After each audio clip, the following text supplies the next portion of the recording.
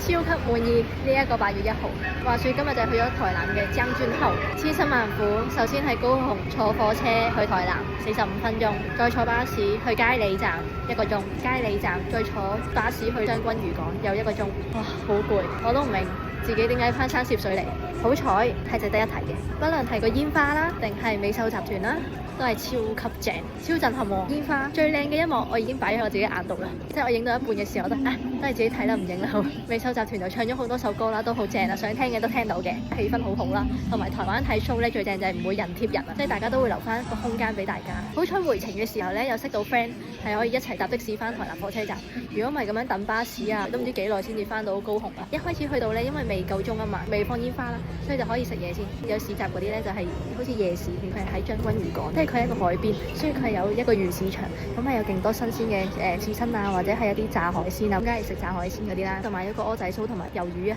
，200蚊台幣，即係50蚊港紙，完美展開美好嘅8月，非常正。